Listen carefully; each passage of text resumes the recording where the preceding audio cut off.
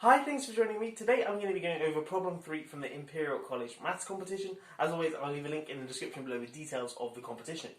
This is the problem I'm going to be tackling today. We have Sn defined to be this integral here. It's the integral from 0 to 1 of sine of nx all raised to the power of n dx. And that's for natural numbers n, so n equals 1, 2, 3, 4, and so on. We have this problem split into two parts, A and B. Part A, we want to prove that Sn is less than or equal to 2 over n for all odd natural numbers n. And then part B, we want to find all the limit points of this sequence here, S1, S2, S3, S4, and so on. So obviously each Sn will be a real number, and then this will be a sequence of real numbers, and we want to find all its limit points. Okay, so if you want to have a go at this problem, pause the video now and give it a go for yourself, and I'm going to jump straight into a solution.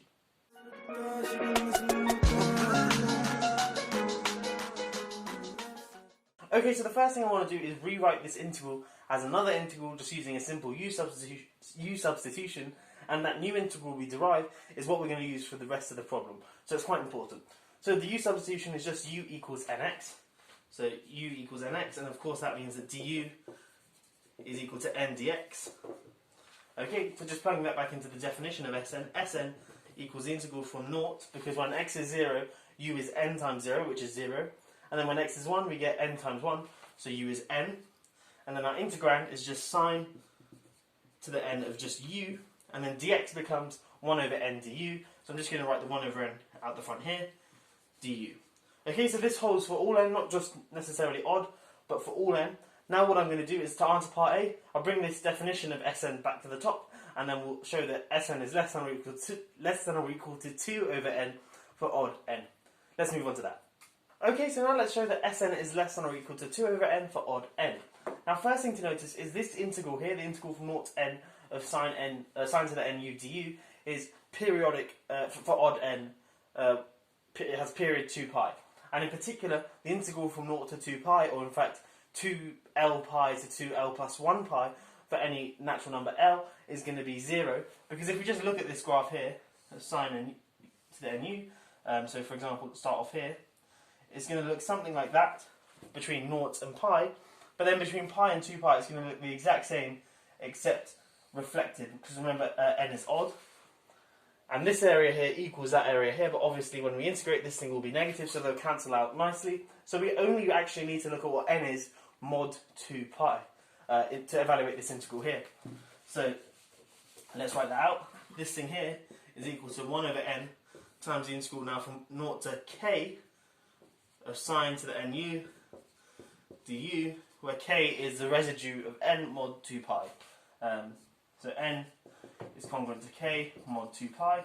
It's not the best notation, but hopefully you know what I mean. And we know that k is in the interval 0 to 2 pi. And of course it can't be 0 because pi is irrational, but that's another story. So we have that this integral here equals this integral here. But now what can we do on this? Can we put an upper bound on this? Yes, we can. Because remember, if we go back to our graph of what sine to the nu looks like, between 0 and k, it looks something like that. Well, that's pi, that's 2 pi. So now if k is between 0 and pi, it's, say, there, well then this thing here is certainly going to be less than or equal to the integral if I integrate all the way up to pi. But if k is past pi, so k is, say, here somewhere, then it's also going to be less than when I integrate up to pi, because when I integrate that bit more, that's going to be a negative area. So I'm going to take away from this.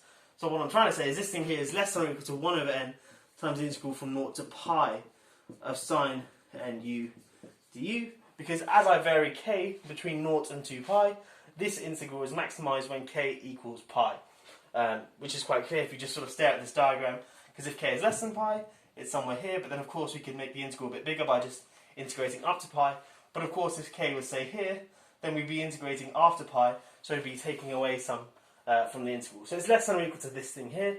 Now we can also apply another bound. This is less than or equal to 1 over n times the integral from 0 to pi of now sine u du, because of course we know that sine is less than or equal to 1 in this interval, so when we raise it to the power of n, that's only going to bring it down. And we know that the integral from 0 to pi of sine u du is just 2. So this thing here is equal to 2 over n, and we found our bound. So Sn is less than or equal to 2 over n for odd n, and in fact you can essentially apply this a similar argument here. So we showed that Sn equals this integral here, but to work out when this integral here is minimised, and that's what in the case where k equals 0, or k equals 2 pi, doesn't matter, but then this thing here is just 0, so we know that Sn is always non-negative, it's greater than or equal to 0. So in fact, we've shown that for odd n, 0 is less than or equal to Sn is less than or equal to 2 over n. So that solves part A. Now let's move on to part B. Okay, so we've just shown that for odd n, Sn is bounded between 0 and 2 over n. So of course when n goes to infinity for odd n, Sn is going to tend to 0. So I also claim that the same thing holds for n even. In other words, Sn tends to 0 for n even as n goes to infinity. And of course, once I prove that, we can then conclude that the only limit point of the sequence S1, S2, S3, S4 and so on is 0. But of course I have to first prove that Sn it tends to 0 for n even as n goes to infinity. So here I've drawn a graph of sine to the n of u. Okay, and of course we want to integrate that between 0 and n. And what I want to do is bound that from above by something, and then show that Sn tends to 0. What am I going to bound it above by? Well, firstly, let's draw on some points here. We know that point there is pi over 2. That point there is pi. 3 pi over 2. 2 pi. 5 pi over 2. 3 pi. 7 pi over 2. And then 4 pi. And of course this continues. Obviously being a pi periodic function. Now what I want to do is look at some small delta neighbourhood of each odd multiple of pi over 2. Like so. Okay, and what I want to do is now bound the function sort of using step functions. So this thing here, between in this neighbourhood here, around pi over 2, I can draw a rectangle which contains the function going up to the point 1, because obviously when x is pi over 2, sine to the n of x is going to be sine to the n of pi over 2, which is 1 to the n, which is 1. So this rectangle has height 1 and base 2 delta, because this length here is delta. Same with this length here, and this length here, and so on. Now outside that delta neighbourhood, i.e. this region here, I can bound it with a different step function, but now this one here, sort of this rectangle here, and the same this rectangle here. Now what's the area of that dotted rectangle there?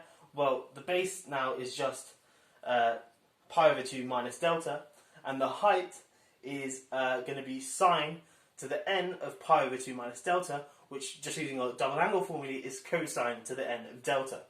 So this integral here we can bound above using these step functions. So firstly let's look at these outside the delta regions. So these rectangles here.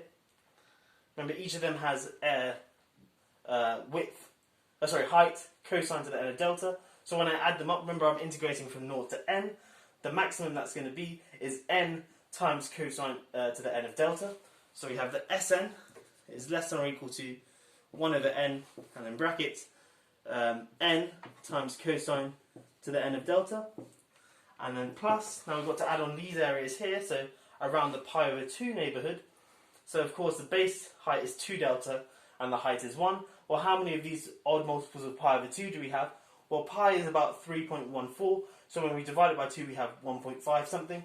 So in particular, we're going to have fewer than n of these when we integrate from 0 to n, so we may as well just say n for argument's sake. So plus n times, because remember we're bounding from above, so we have a bit of freedom.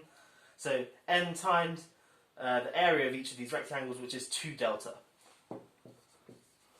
Okay, so we get that Sn is bounded above by this thing here, and remember delta is just some small positive number which we're free to choose. So this thing here, just bringing into the ends, this is equal to cosine to the n of delta plus 2 delta.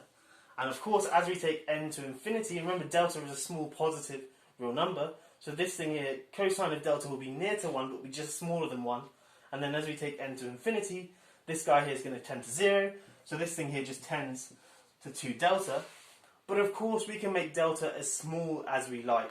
Okay, so if this were to tend to anything positive, we could just choose a delta smaller than that positive number, and then arrive at a contradiction. So we can conclude that Sn must tend to 0. Obviously Sn is non-negative as well, because it's an even function. So we can conclude that Sn tends to 0 for n even as well. sort of using this argument by making delta arbitrarily small. Okay, so that proves that Sn tends to 0 for n even, and we've showed before that Sn tends to 0 for n odd. So we can conclude that the only limit point of the sequence S1, S2, S3, S4, and so on is 0. And that solves the problem. I hope you have enjoyed this video. Thanks for watching. I'll catch you in the next one. Have a great day.